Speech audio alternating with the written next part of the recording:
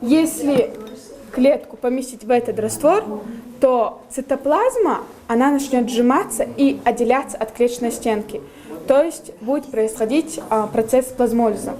Эти юные биологи пока только школьники, но потенциал уже очевиден. Сегодня дополнительные занятия в новом формате сделали процесс более интересным. Точка роста для каждого из них – это возможность стать ближе к своей мечте, признаются ребята. Амина Абдурзакова намерена быть врачом. Сейчас для поступления в лучшие вузы страны у нее и у 130 школьников есть все шансы. Также у нас в школе многие ученики с появлением кабинета начали увлекаться физикой, химией, биологией.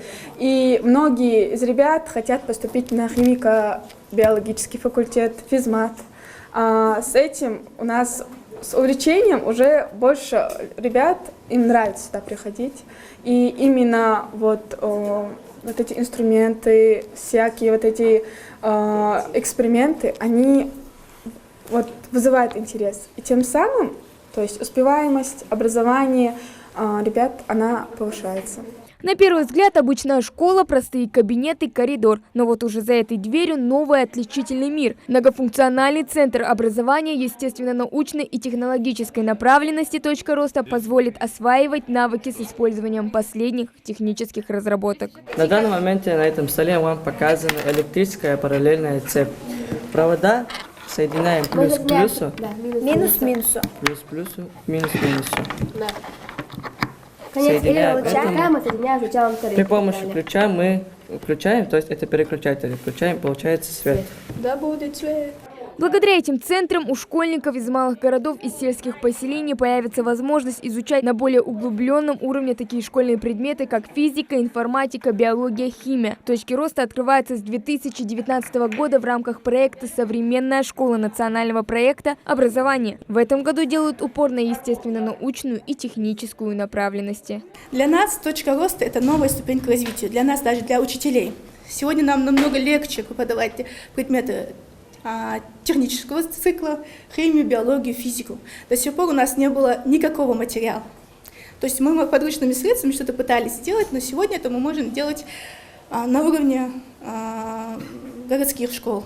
У нас есть лаборатории, мы проводим занятия, мы и учебное время проводим занятия, и дополнительно можем это проводить. Кстати, это не единственная программа, которая успешно осваивается в школе. Вот уже 3 года здесь действует творческая мастерская, которая позволила раскрыть немало талантов. Вот из этих проволок мы накручивали бисер, потом мы их собирали и склеивали как-то.